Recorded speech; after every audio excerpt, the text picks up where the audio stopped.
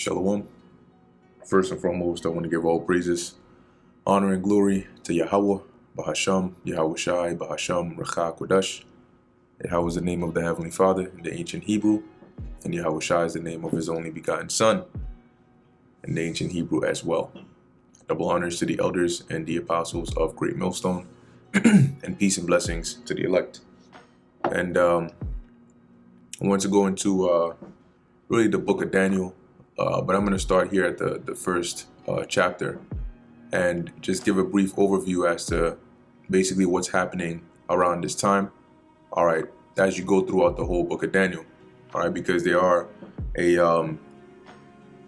quite a few prophecies, right, which at the time of Daniel, a lot of those chapters, like the 7th chapter, 8th chapter, 9th chapter, those are all prophetic in his time, because they were going to happen after him. But in our time, those are all historical. Okay, there are still a few prophecies in here, pertaining to Daniel, the 2nd chapter, and so on and so forth. Okay. But just to give a brief overview as to what's going on over here. So at this point in time, you basically have the book of Daniel starts off right around the same time that the Babylonian or the Neo-Babylonian comes up into power. Okay, and this is a map that's highlighting the region in which the Neo-Babylonian Empire had control over. Okay, and when you look into it, at this point in time, they had taken down the Assyrian Empire. Okay, because prior to this point, they were ruled under the Assyrians. The Assyrians had authority over them. Okay, but the Babylonians, along with the help of the Medes, and Scythians and so on and so forth, they were able to take down the Assyrian Empire. Okay, and finish them off here at the Battle of Carchemish.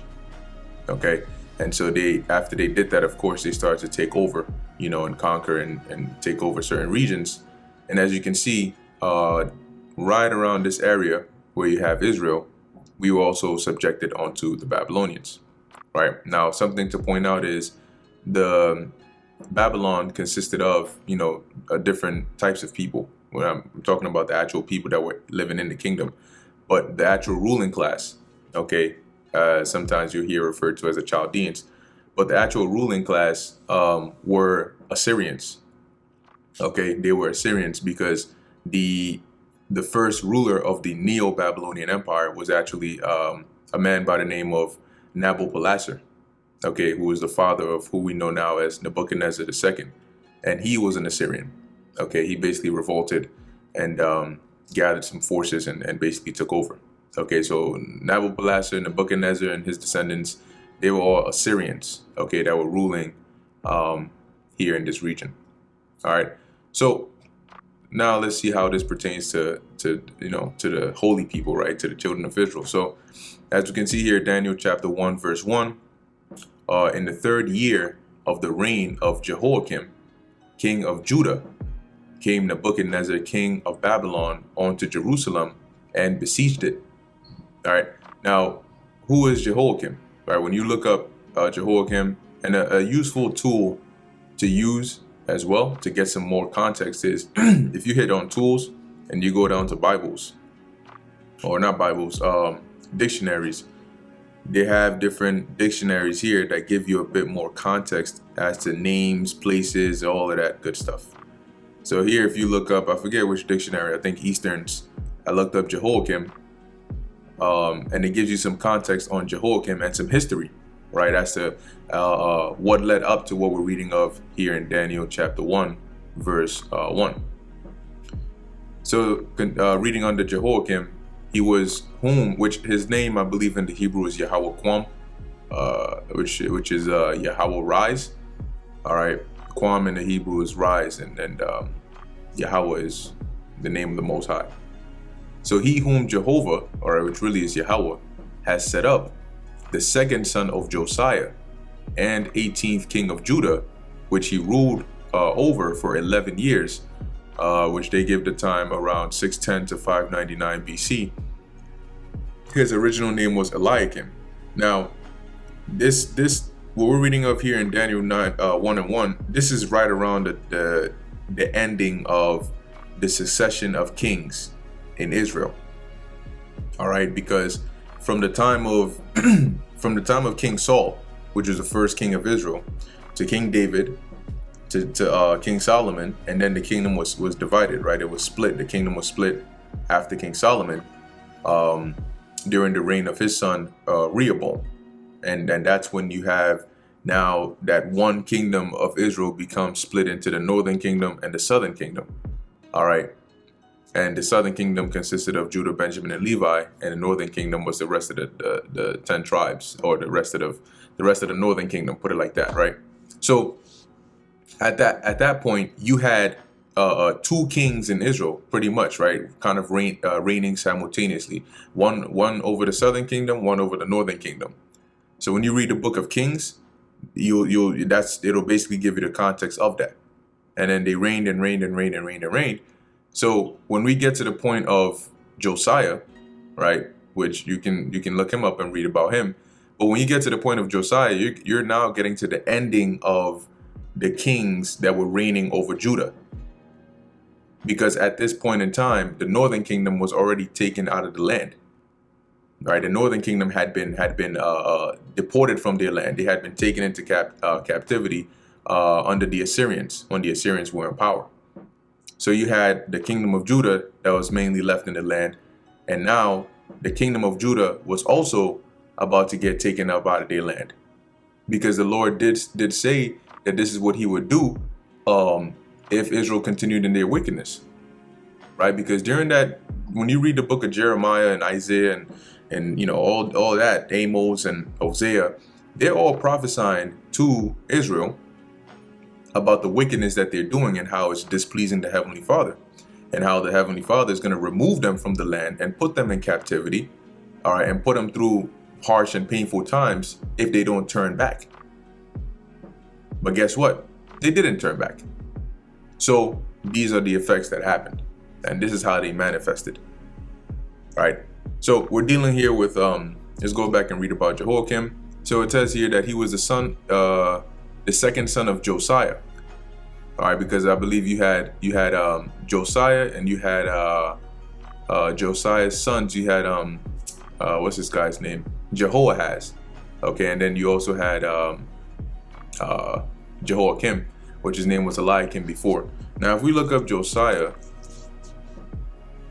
it'll tell us here about his children, right? So you had Jehoiakim, Zedekiah, and Jehoahaz. All right, 3 sons. So let's go back. On the death of his father, his young brother Jehoahaz. Now, his father, Jehoiakim's father, was Josiah. Right now, what caused the death of Josiah? Right. Let me see if it's on here. Okay. So remember, right, like I said, the Babylonians took down the Assyrians, right, with the help of, the Medes and so on.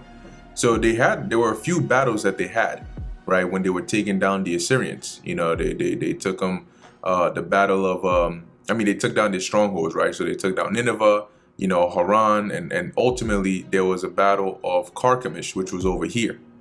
What happened here was that the Assyrians, seeing that they were on the losing end, called for help from Egypt.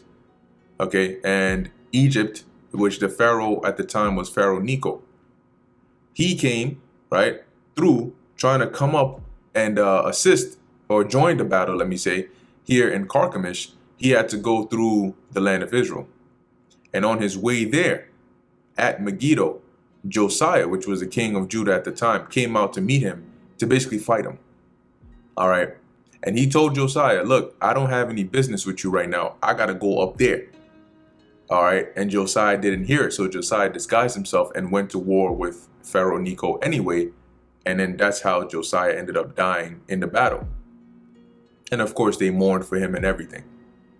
So that's how Josiah died. And what it's saying here is after Josiah died, right, on the death of his father, his younger brother Jehoahaz, who favored the Chaldeans against the Egyptians, was made king by the people. Okay, So Jehoahaz, the people decided we want to make Jehoahaz king, so he basically became king, which I believe the scriptures refer to him as Shalom. But it says here, he was made king by the people, but the king of Egypt, Pharaoh Necho, invaded the land and deposed Jehoahaz. Right, so and this is really good, right? Because they give you the little precepts that back up these points. Jeremiah 22:11, for thus saith the Lord Yahweh, touching Shalom, the son of Josiah, king of Judah, which this is referring to Jehoahaz, which reigned instead of his father, which went forth out of his place, he shall not return thither anymore. So how did he go forth out of his place? Because the Pharaoh Necho, when he went up, I believe it was on his way back, if I'm not mistaken, that he basically took Jehoahaz out of power. He basically took him captive. And that's why here Jeremiah was saying that the Lord says that Jehoahaz ain't gonna come back. All right, they took him away and he's gone. So where are we at? Right, invaded the land and deposed Jehoahaz, setting Eliakim on the throne in his stead and changing his name to Jehoiakim. So that's pretty much what happened. Josiah died, and then the people decided to make Jehoahaz king. Pharaoh Necho said no, took Jehoahaz off, and instead set up Jehoiakim or Eliakim, which he was a wicked individual too, like Jehoiakim. I believe that when you read the book of Jeremiah, you'll see why. So here's a precept to back that up, right? 2 Kings 23:33. And Pharaoh Necho put him in bands at Riblah, in the land of Hamath, that he might not reign in Jerusalem, and put the land to a tribute of 100 talents of silver and a talent of gold. And Pharaoh Necho made Eliakim, the son of Josiah, king in the room of Josiah his father, and turned his name to Jehoiakim, and told Jehoahaz, and took Jehoahaz away, and he came to Egypt and died there. See, that's what Jeremiah was saying, that he wasn't going to return anymore. And here's another precept for that. Jeremiah 22:10. Weep ye not for the dead, neither bemoan him, but weep sore for him that goeth away, for he shall return no more, nor see his native country. Because remember, the people like Jehoahaz. That's why they made him king. But, the Lord had other plans. For thus saith the Lord Yahweh, touching Shalom, the son of Josiah, king of Judah, which is Shalom is also Jehoahaz, which reigneth instead of Josiah his father, which went forth out of his place. He shall not return thither any more, but he shall die in the place whither they have led him captive, and shall see this land no more. So that's what happened. And this is all leading to how Jehoiakim comes into power. And this is what we just read here, right? So it says, after this, the king of Egypt took no part in Jewish politics, having been defeated by the Chaldeans at Carchemish. Because remember, that's where he was going, right? He went to Carchemish, to the battle that was over there, which the Assyrians were involved in that, the Babylonians were up in that. Okay, but he ended up taking an L. And after that, he just, he went back to his place. And that's 2 Kings 24:7. So the book of Kings has a lot of history, and the book of Jeremiah as well, because the book of Jeremiah, it takes place, and there's certain events that are happening during the time of Jeremiah that are also recorded in the book of Kings, because they were happening right around the same time. Although the book of Kings covers a longer period of time prior to Jeremiah. Okay.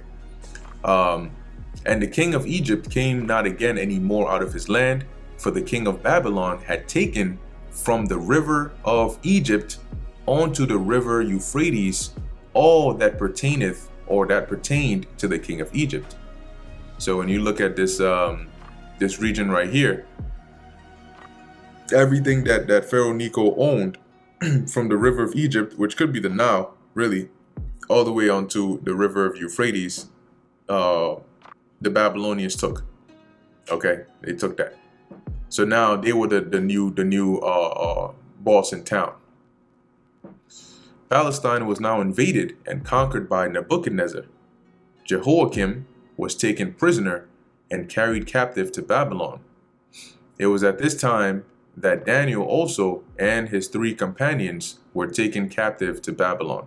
And that's where we read of in Daniel chapter 1, verse 1. So that's basically the background, the setting as to what's leading up to Daniel. So Daniel, the book of Daniel, when you read it, Daniel is not in Jerusalem. Daniel is not in the land of Israel. He's not here. Okay? He's not here. In the beginning, he was.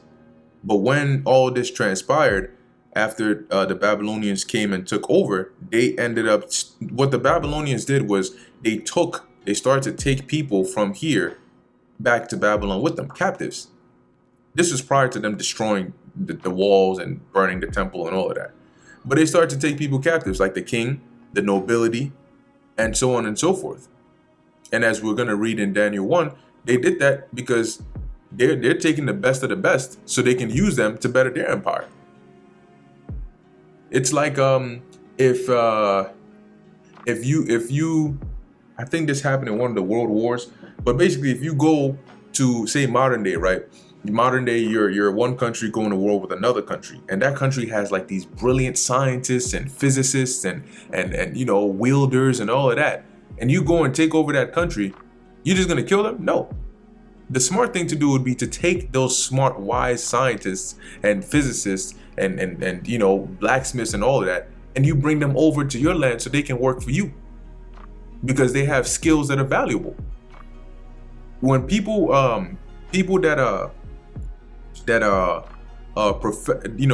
they're professionals in a certain field, that's a skill that's unique to them, right? Like it's hard, especially some of those difficult, complicated fields, it's hard for somebody to just learn that. So when you have somebody else that's already good in that, you're gonna want to utilize them to bring them, let them work for you, and also teach others, so you can also gain the advantage of that. All right, so that's what they did. They didn't just go in there and just kill everybody. Where are we at? Okay. Yep, and this is when Jehoiakim was taken prisoner, 2 Chronicles 36:6. Against him came up Nebuchadnezzar, king of Babylon, and bound him in fetters to carry him to Babylon, which are basically shackles, chains. Nebuchadnezzar reinstated Jehoiakim on his throne, but treated him as a vassal king. In the year after this, Jeremiah caused his prophecies to be read by Baruch in the court of the temple, right? So what's happened so far? Nebuchadnezzar came up in there. He took Daniel and the rest of them captive, and Jehoiakim, but he also he basically set Jehoiakim back up as a puppet ruler, as a vassal king, meaning you're gonna pay tribute to me. You're ruling under me, right?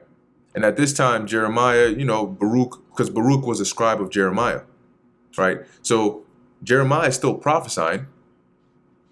And as it says here, Jehoiakim, hearing of this, had them also read in the royal palace before him. So he basically had them bring the prophecies of Jeremiah so he can hear it. The words displeased him, and taking the roll from the hands of Baruch, he cut it in pieces and threw it in the fire. During his disastrous reign, there was a return to the old idolatry and corruption of the days of Manasseh. See? So this guy Jehoiakim, he was nothing but bad news. All right, he didn't follow the right ways. And that's why his death was the way it was, which we're about to find out. After 3 years of subjection to Babylon, Jehoiakim withheld his tribute and threw off the yoke. So Nebuchadnezzar set him up as captive. He reigned for a bit with his wickedness, and then he got so confident. He said, "I ain't doing this no more. After this, I'm not gonna pay tribute. I'm free now. I'm sovereign." Right. 2 Kings 24:1. In his days, Nebuchadnezzar, king of Babylon, came up, and Jehoiakim became his servant 3 years. Then he turned and rebelled against him. And when he did that, right, hoping to make himself independent, Nebuchadnezzar sent bands of Chaldeans which bands meaning armies. He sent bands of Chaldeans, Syrians, and Ammonites to chastise his rebellious vassal. All right, that's in 2 Kings 24:2. And the Lord sent against him bands of the Chaldees, and bands of the Syrians, and bands of the Moabites, and bands of the children of Ammon, and set them against Judah to destroy it, according to the word of the Lord, which he spake by his servants, the prophets. Because when you look at this region, guess what? The Babylonians had control of all this region, right?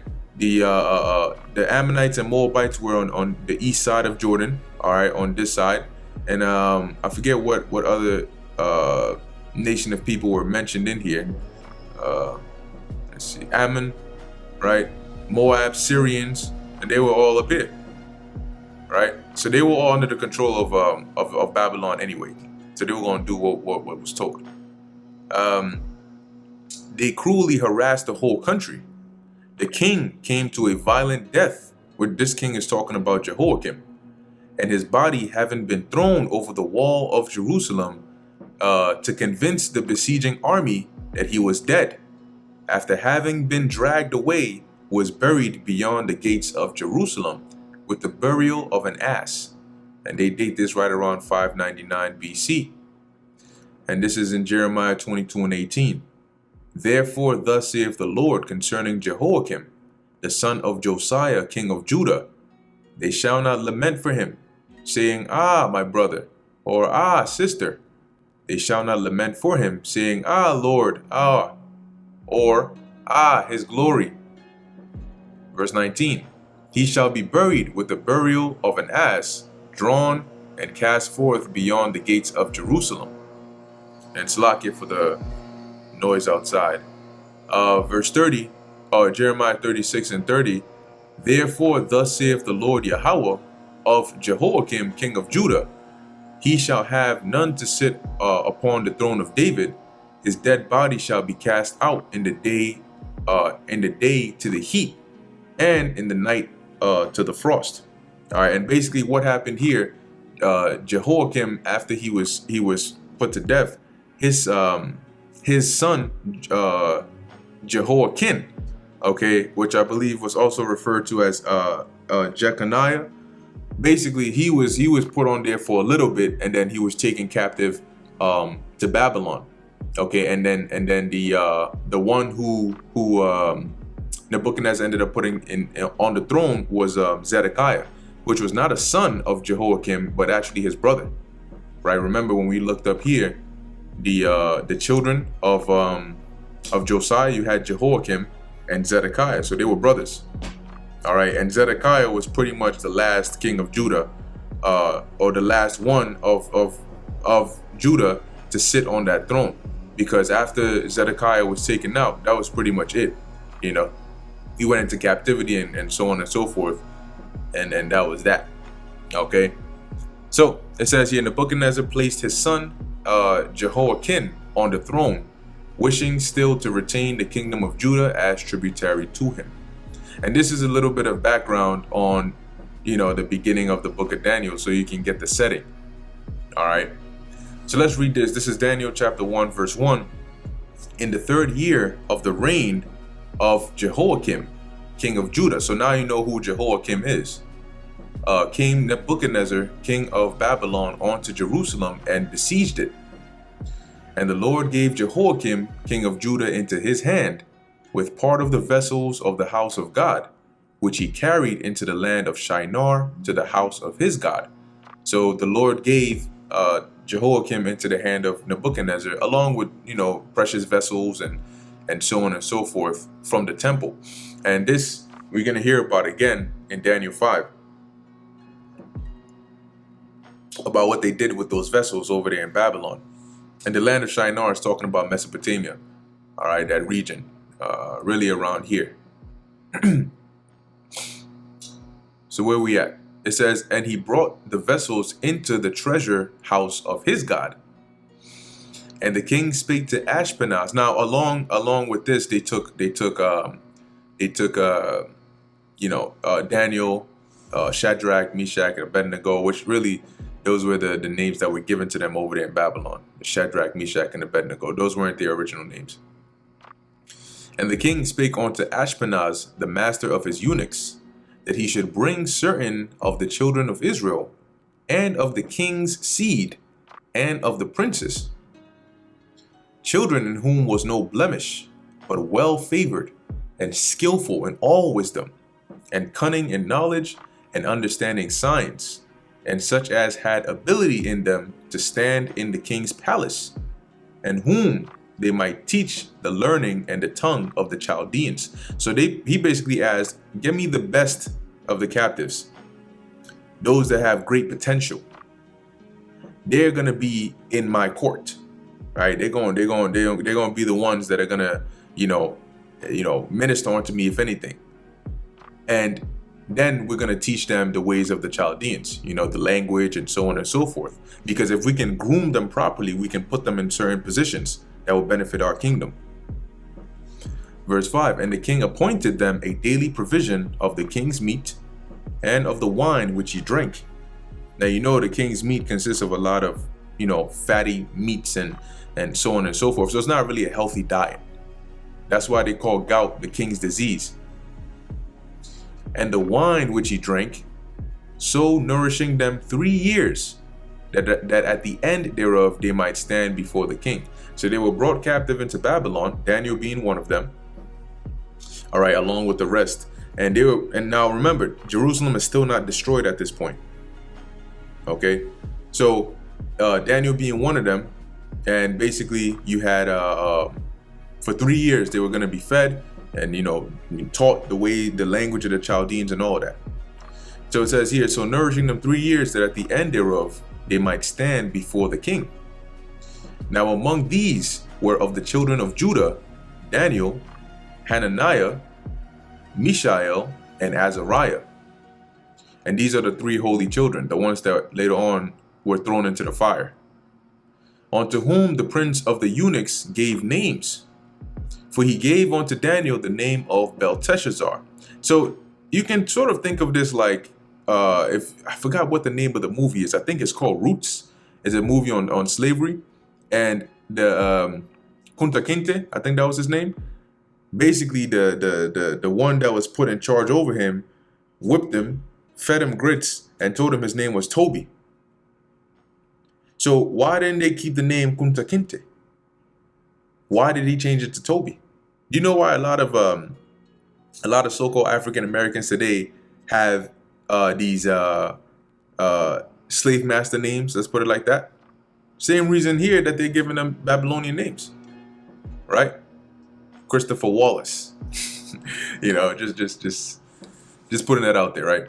So unto whom the prince of the eunuchs gave names, for he gave unto Daniel the name of Belteshazzar, and to Hananiah of Shadrach, and to Mishael of Meshach, and to Azariah Abednego. Okay, let's see what these names mean here. So they basically called Daniel Belteshazzar, which is Lord of the Straiten's treasure. All right, as the blue letter translates it as. That is quite the name in the Hebrew right there. All right. Baal Tasha'atazar. All right. It's quite the name right there. So that was the name that was given to Daniel. And we can see Baal meaning Lord, right? And then we had here Hananiah, whose name was changed to Shadrach. So Daniel, in the Hebrew, his name was Dan Ya'ala, right? Which was God is my judge, right? Dan, which is judge, Ya'ala, my God. And you have, so his name went from Dan Ya'ala to Belteshazzar, Lord of the Straitened treasure. And when we have, who do we have here? Hananiah, whose name got changed from Hananiah to Shadrach. And the Hananiah you have Hananiah, which is God has favored. The Yah at the end making it Oh, here are the two root words, right? You have Yah, short for Yahweh, and Chana, or Chanan, which is grace. Okay, to be gracious. So God is favored or God is gracious, right? Or Chanan Yah, right? Chanana. Yeah. So that's what his original name was, right? Hananiah. And it got changed to, what do we have here? Shadrach, right? Yeah, basically same thing. Shadaraka. Shadarach, or Shadrach. And it says here, royal or the great scribe. Okay, and this is what they basically changed his name to. Now it says here, the godly friend of Daniel, whom Nebuchadnezzar renamed Shadrach, one of the three friends who with Daniel refused to make themselves unclean. Yep, just giving a bit of history there. And the last one is we have here, well, not the last one, but Mishael, whose name got changed to Meshach. And Mishael, it says here, who is what God is. All right, we have here Maya Sha'ala, Maya Sha'ala. Okay, who is what God is. And it's very similar to Michael, right, which is Maya Ka'ala. Okay, and I believe that is who is like God. And his name went from Mishael to Meshach, Mayashak, which is guest of a king. Okay, Mayashak, guest of a king. And lastly, we have here Azariah, whose name got changed to Abednego. All right, Azariah, you have here. Yep, Yahweh has helped. That's Izar Yah. Okay, Izar Yah. Yahweh has helped, and it got changed over here to Abednego. Ibad Nagar. Ibad Nagar, servant of Nebo, they say here. Okay. What does this give us here? Servant of Nebo. All right. So basically, these are the names that were given unto them. Okay, let's keep on going. Just wanted to go into that real quick. Verse 8, but Daniel purposed in his heart that he would not defile himself with the portion of the king's meat. So when they heard that, all right, this is what the king said, you're going to get fed this, you're going to get fed that. Within himself, he was like, hell no, I'm not eating that. You know? So it says, nor with the wine which he drank. Therefore he requested of the prince of the eunuchs that he might not defile himself. Now the Most High had brought Daniel into favor and tender love with the prince of the eunuchs. You see that? So that's why the scriptures say, there's a precept that says that, enemies to be at peace. Right? Proverbs 16:7, when a man's ways please the Lord, he maketh even his enemies to be at peace with him. So when you gain favor in somebody's sight, that's really the Most High that does that. That puts that spirit on them to to basically just have that, you know, that favor towards you. Okay, the Most High does that. Verse 10, and the prince of the eunuchs said unto Daniel, I fear my lord the king, who hath appointed your meat and your drink. For why should he see your faces worse liking than the children which are of your sort? Then shall ye make me endanger my head to the king. So basically he said, look, I hear you, but this is the king's commandment. Now, if I don't give you the portion he gave you, you're going to start to get all skinny and you're going to look different than the others that I brought who are getting fed this meat and wine. And then the king is going to say, what's going on over here? And then guess what? I'm going to be in danger. See, here's the thing. The thing about the thing about the harshness of the reality of the ancient world was when you are in a king's court, for example, this ain't like, oh, you didn't do your job right and you got fired. Back then, it wasn't about getting fired. Your life was on the line because the king can say, put him to death, throw him in jail, let him get eaten by wild animals. So those servants were very, very, very, very particular and obedient to make sure they didn't piss off the king or the ruler. Verse 11, Then said Daniel to Melzar, whom the prince of the eunuchs had set over Daniel, Hananiah, Mishael, and Azariah, prove thy servants, I beseech thee, 10 days, and let them give us pulse to eat and water to drink. Then let our countenances be looked upon before thee, and the countenances of the children that eat of the portion of the king's meat. And as thou seest, deal with thy servants. See, and that part right there was wisdom. That was a very wise suggestion by Daniel. He said, look, all right, let's do this then. Let's do an experiment. Let us try this diet that I'm requesting for 10 days. And then you can come back after that. After the 10 days, you can look at us, compare us to the others that are eating the king's meat, and find out who looks better. When it says the countenance, it means your look, right? See whose appearance is, how our appearance looks in comparison to them. And based on what the results are, then you can decide whether, you would let us have this diet, or you're just going to give us the king's meat anyway. Verse 14. So he consented to them in this matter and proved them 10 days.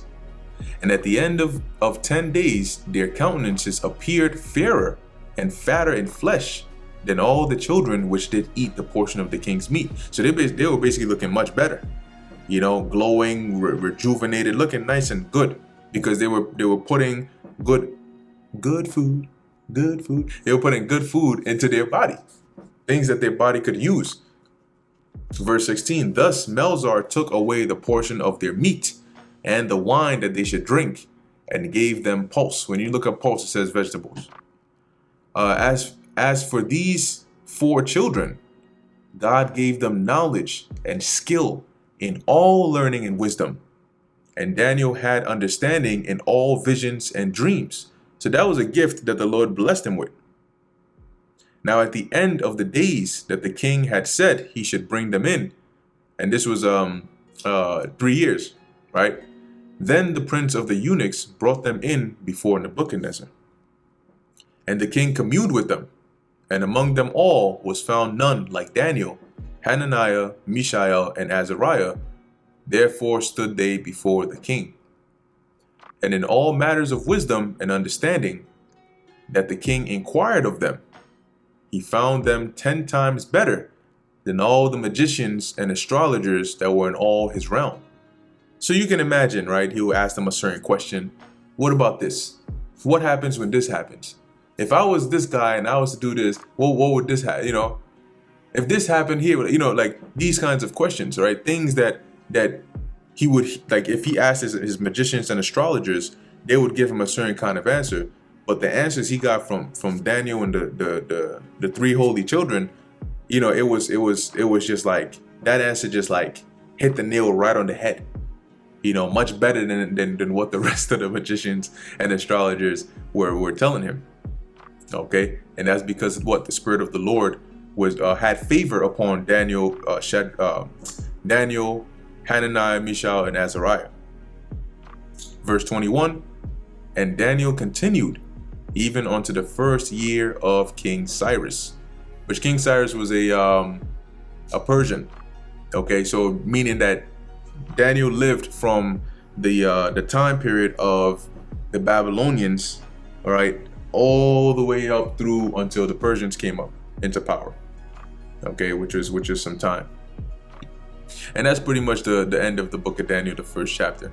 And I know it might have been a little lengthy because of the bit of context at the beginning. Okay, but this is pretty much the book of Daniel. What happens is, the book of Daniel takes place over the span of the Babylonian Empire, the Neo-Babylonian Empire, after they had taken over Jerusalem, taken us captive, and then eventually what they did was they destroyed, right, because they besieged Jerusalem, so they destroyed the walls and they burnt the temple. Okay, and that was a very devastating time. So they destroyed the temple that Solomon had built. They took us captive into Babylon, and like I said, the book of Daniel takes place around that whole time, all the way up until the Persians come up and take down the Babylonians, and so on and so forth. All right. So with that, Lord willing, you are edified. In closing, I want to give all praises, honor, and glory to Yahweh, Bahasham, Yahushai, Bahasham, Racha, Kodash. And until next time, Shalom.